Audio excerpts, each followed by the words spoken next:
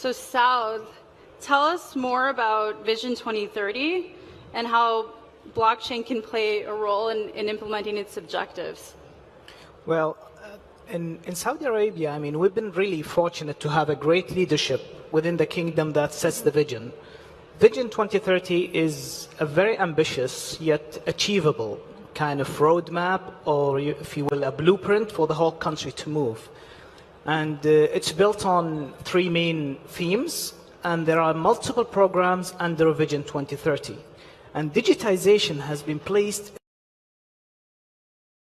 So now, if we think about digitization, new and latest technologies are very important for us, such as blockchain, where there are some features in blockchain what makes it even more interesting, which is the transparency, security, the reliability, and also the, I would say, the security, reliability, and I would say transparency as well. So this sets blockchain as one of the very promising, I would say, technologies for Saudi Arabia, and this will set us in a future-proof kind of technology that will help us in achieving our goals. And to follow up on that, how does STC see themselves as a facilitator? I think especially from the perspective of a cloud provider to jumpstart the ecosystem. Okay, well, telcos usually have a different place. So if we take a look at the value chain of any technology in general, so we've been well known in networking, this is our bread and butter. And then many telcos are providing also data center kind of services, such as cloud services. So in this way, it's a typical play for us where any company or any enterprise or government that would like to try out blockchain, they can put it on top of that. However, in STC, we'd like even to take this even further. What we want to do is actually build like blockchain as a service to be able to lower the barrier to entry to anyone who wants to try blockchain, as well as even developing some kind of applications specific for enterprises, and also whether they are custom-based for government entities or something which is going to be more generic that can serve the whole SME market, for example. How do you think about key sectors and use cases, and what are some that are your favorite and why? Oh, that's a tough one. When it comes to the sectors, I mean, we typically do an assessment where one of the key important factors is actually whether it has a strategic fit within the national agenda or the corporate itself strategy. The second part comes to the readiness. There are many corporates and sectors that they are not ready for blockchain now. And some of them even they are misunderstanding what blockchain can do for them. And this can create a challenge for us. And once this gets cleared up, I think this is one of the important factors. And last but not least is the impact. How impactful this use case is going to be. Because we have limited resources and we want to make sure that we create the major impact with someone who is really knowing exactly what they want to do, and it fits within the strategy of either the national agenda or the company itself. Now, once we have this good mix, I believe we can create a very good use case that can be provided. When it comes to the use cases, I mean, when it comes to blockchain, when I go there, it's like you're a kid in, let's say, a theme park or Toys R Us. You're just looking at all those toys. I just don't know which one you should take. So they're mostly exciting. However, being from a telco background, there is something that I've been passionate about for a very long time, which is IoT. So it's not only blockchain per se, but I want to imagine, and I encourage everyone to imagine what the future would look like if we have blockchain, IoT, the edge computing, machine learning. If you mesh them all together, what's going to happen? So you have those IoT devices which are being identified and securely transmitting data over blockchain network. They are decentralized and they have edge computing where they can even act as nodes and they can even learn as they go. So just imagine how this would look like. So it's it's something that is interesting and to think about, and really looking forward to applications that will apply all of them together. Totally agree. I mean, we are going through like an awareness exercise where we have to promote blockchain and make sure that everyone or most of them or the majority knows exactly what it is and how it is used, because this is one of the misconceptions that are available at the moment. And the second part is related to the what you said when you said that everyone has to be involved, and this is something that we are doing right now. And in addition to having more of a minimum viable product, that you want to start something that you might not know what it's going to look like at the end, but start somewhere, having this ecosystem behind you and starting something from the ground up, and then you can leave it evolve with the community. And you mentioned that STC is working with NEOM. And what advantages do you think that futuristic cities like that, and NEOM is going to have their own law and legal system that's separate from the kingdom? How do you see that potentially helping accelerate the technology and experiments and pushing things forward? Okay. Well, when it comes to NEOM, it's one of the major and very ambitious projects in Saudi. And this is one of the targets for Saudi Telecom. Saudi Telecom is the incumbent and it's the largest telco in Saudi. So we want to make sure that we leverage the strengths that we have in Saudi to be able to deliver and accelerate the deployment of NEOM. So our positioning is mainly at the moment in the infrastructure basis and what kind of things that we can do together from now to be able to plan forward in the future. Mm-hmm. If I could add to that one. So I think one of the stats that you mentioned was there'll be more robots than humans in that city. Was that true? Yeah. I think, I mean, it's interesting when you mentioned the, I would say, the monetary piece or the financial aspect. I mean, 3 days ago, the government just announced the Financial Sector Development Program, which is part of the Vision 2030. And as part of that program, there is an intention to increase the number of digital payments 38% within the next coming 3 years. I mean, it's a massive, I would say, growth that is required. The other part is related to fintech. We are planning to have at least 3 fintech companies within the next 3 years. Mm-hmm. It's part of the national agenda for the country. So promoting startups to be able to do this, I mean, it's something that is, there is no better time than now in Saudi to be in the, I would say, to start your business. The facilitation, whatever is happening today, everything is to promote those businesses. When it comes to STC, we have Inspire You, which is a part of STC, which is it's like an incubation piece within STC. We have STV, which is STC Ventures, which has the capital of $500 million.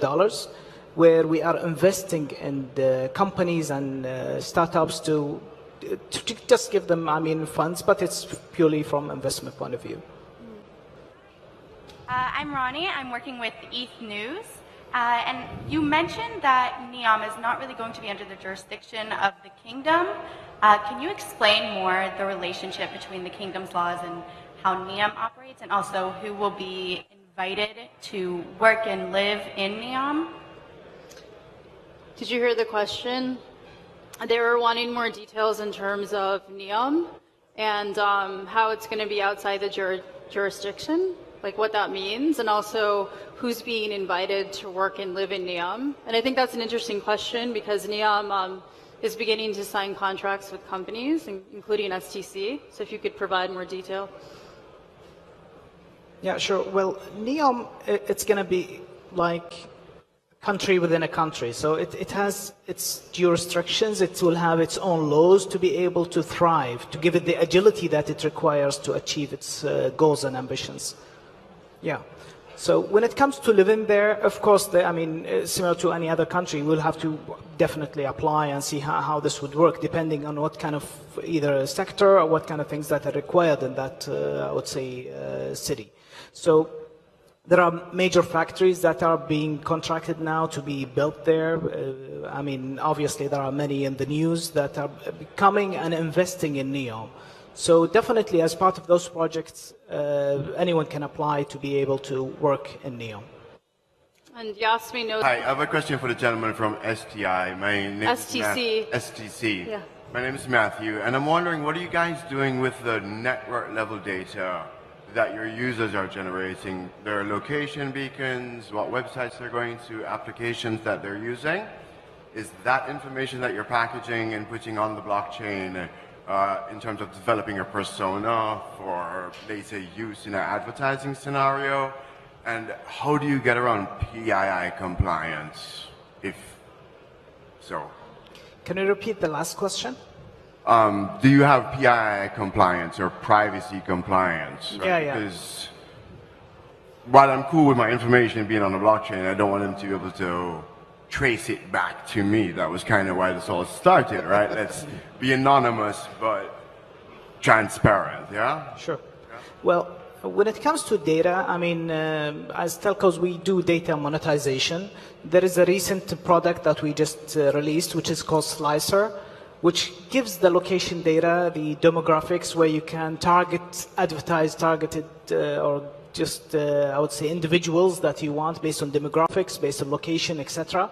We definitely have BI and data scientists within the company that help us develop new applications and services that can be built on top of that.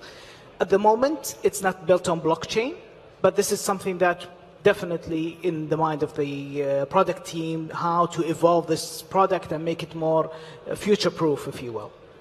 Well, especially if you could kind of track what someone is actually seeing, especially what message they're exposed. So that, for example, wants to find out how long it took someone to buy a product. You can say, yeah, well, we saw Coca 6 times and it's on the blockchain based on everything.